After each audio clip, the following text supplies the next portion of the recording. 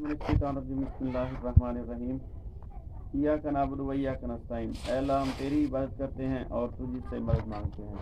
नाज़रीन इकराम, अस्सलाम वालेकुम। नाज़रीन इकराम, आज मैं एक ऐसी पुअर फैमिली के पास मौजूद हूँ जहाँ एक बहन जी रहती हैं, उनके छोटे छोटे बच्चे हैं। ये उनका घर भी आप देख सकते हैं। ये बहुत ज़्यादा गरीब फैमिली है। इस पुअर फैमिली का जो है ना, मेन जो मकसद जो है मसला है, मेन जो इनका मसला है वो इनके पास कोई असासा मौजूद नहीं है। इस बहन जी का कहना है कि मेरा शौहर जो है वो बीमार आदमी है, मजदूर है, वो चारपाई पे सोया हुआ है, वो काम काज नहीं कर सकता। ये छोटे छोटे बच्चे जो हैं, ये बहन जी, ये बच्चे ये बहुत ज़्यादा परेशान हैं। इनके पास खाने के लिए कोई राशन अवेलेबल नहीं है। तो मेरी तमाम देखने वाले बहन भाइयों से ये रिक्वेस्ट है कि इस पुअर फैमिली की हेल्प करें। ये मुस्तहिक फैमिली है, ये आपकी मदद की मुंतज़िर है। मज़ीद आइए बहन जी से मुलाकात करें। अस्सलाम वालेकुम बहन।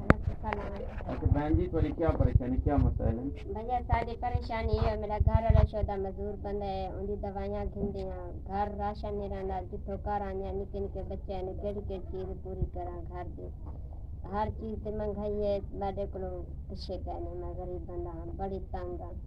घर राशन पानी वो अपना अट्टा कहने मेरे घर एक टाइम दराने एक टाइम का नहीं रहा। जी, तो नाजरीन, आपने इस बहन जी की फरियाद सुनी है। इस बहन जी का कहना है मेरे पास राशन नहीं है, मेरा शौहर जो है वो बीमार रहता है, माजूर आदमी है, वो कमा नहीं सकता।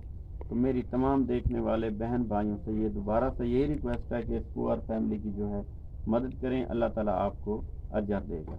अच्छा बहन जी, दुआ फरमाएं, अल्लाह ताला आसानी करें।